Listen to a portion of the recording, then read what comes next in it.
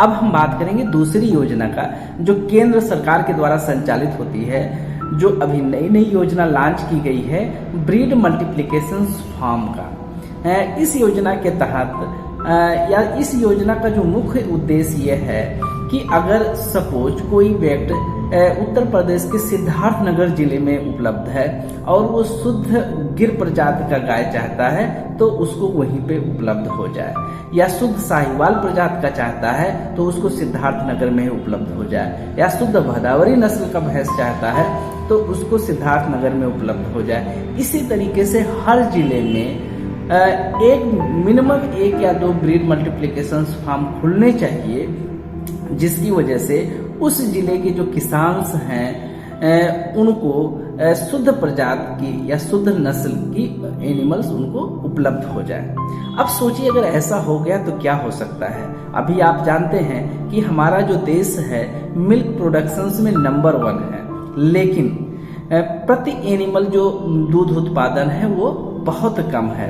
एक बार सोच के देखिए, अगर सबके घर में शुद्ध नस्ल की गाय या शुद्ध नस्ल के भैंस उपलब्ध हो जाएं, तो सोचिए हमारे देश में दूध का प्रोडक्शन कितना ज़्यादा हो जाएगा, और उस कंडीशंस में हमारे देश की इकोनॉमी को हमारा जो पशुपालन घटक है वो कैसे प्रभावित कर सकता है।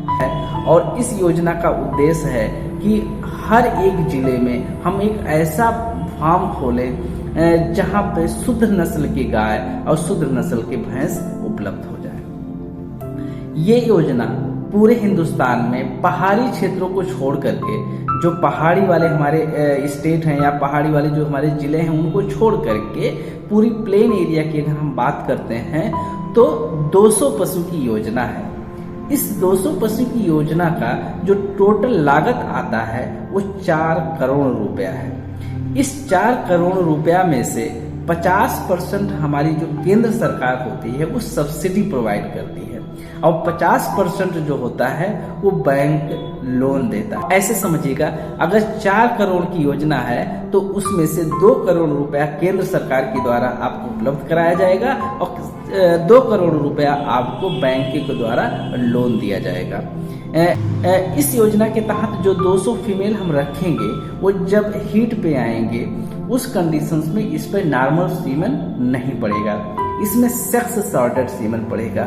थोड़ा सा हम समझ जाते हैं सेक्स सॉर्टेड सीमन क्या होता है। जो हमारा सीमन होता है उसमें X और Y क्रोमोसोम्स होते हैं। X क्रोमोसोम्स मादा को जन्म देता है और Y क्रोमोसोम्स नर को जन्म देता है, और उस सीमन में एक टेक्नोलॉजी के द्वारा जो हमारा Y क्रोमोसोम्स का हेड होता है उसको कट कर दिया जाता है और सिर्फ X क्रोमोसोम्स हमारा बचता है। इसी को सेक्स सॉर्टेड सीमन बोला जाता है। इसमें 90% संभावना होता है कि हमारी फीमेल मतलब मादा का जन्म होगा, और 10% जो संभावना होता है वो नर पशु का जन्म होने का होता है। 200 फीमेल अगर हमारी हैं और सब में सेक्स सॉर्टेड सीमन यूज किया जाएगा तो इसमें से टारगेट ये रखा गया है कि 90 फीमेल को हम प्रति वर्ष हम सेल करेंगे, जो किसानों को बेचेंगे। अब सोचिए कि अगर हर एक जिले में इस तरीके से 2-2, 3-3 फार्म डेवलप हो गए तो हमारे पास कितना तेजी से शुद्ध ब्रीड या शुद्ध प्रजाति या शुद्ध नस्ल के पशु हर एक घर में पहुंच जाएंगे। अब आइए हम थोड़ा सा समझते हैं इस योजना की लागत के बारे में। जो 200 एनिमल्स का ब्रीड मल्टीप्लिकेशन फार्म का सेटअप हम डालेंगे, इसकी टोटल लागत है 4 करोड़ रुपया, नंबर 1। नंबर 2, इसमें जो टोटल जमीन को हमको आवश्यकता होता है वो 5 एकड़ जमीन की आवश्यकता होती है। इसमें आप समझिएगा सिर्फ गाय का ब्रीड मल्टीप्लिकेशन फार्म का सेटअप डाल सकते हैं, या सिर्फ भैंस के ब्रीड मल्टीप्लिकेशन फार्म का सेटअप डाल सकते हैं, या आप दोनों कर सकते हैं। ब्रीड की बात करेंगे तो भैंस में मुर्रा का होता है, भदावरी का होता है। अगर गायों में हम बात करेंगे तो साहिवाल का है, गिर का है, थारपारकर का है, गंगातीरी का है। इस तरीके से कई सारी ब्रीड्स की जो हमारी गायें हैं उनका हम इस ब्रीड मल्टीप्लिकेशन फार्म में इंक्लूड किए हुए हैं। इस योजना के तहत हमारे पशुपालक के दिमाग में ये रहता है कि जो टोटल हमारी लागत है 4 करोड़ रुपए का, उसमें से 2 करोड़ जो हमारी बैंक लोन देगी वो लगभग किस प्रतिशत उसका जो ब्याज दर होगा वो क्या होगा।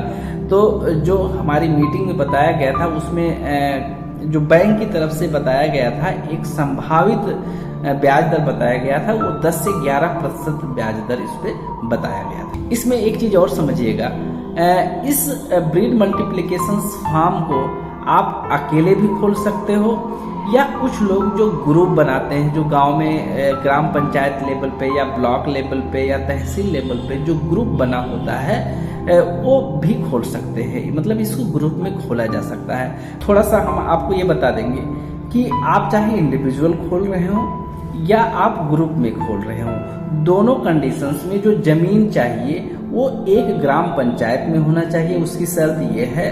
और दूसरा, अधिकतम 2 पीस में, मतलब 2 टुकड़ों में, मतलब 2 जगह आपका मिला करके होना चाहिए।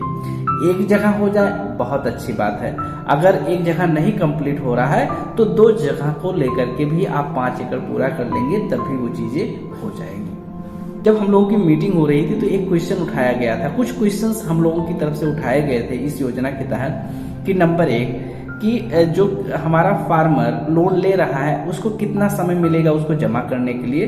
तो बैंक की तरफ से बताया गया था कि लगभग 5 से 7 साल में इस लोन को आपको जमा करना पड़ता है। दूसरा प्रश्न हम लोगों ने ये उठाया था कि जो लोन लेगा उस पे ब्याज दर क्या होगा। तो बैंक की तरफ से जो संभावित ब्याज दर बताया गया था वो 10 से 11% बताया गया था। तीसरा प्रश्न हम लोगों ने ये उठाया था, क्या इसको एक ही व्यक्ति ले सकता है या एक से अधिक व्यक्ति ले सकते हैं। तो उनकी तरफ से बताया गया था कि इस योजना को एक व्यक्ति भी संचालित कर सकता है और समूह मिला करके, एक समूह बना करके भी संचालित किया जा सकता है।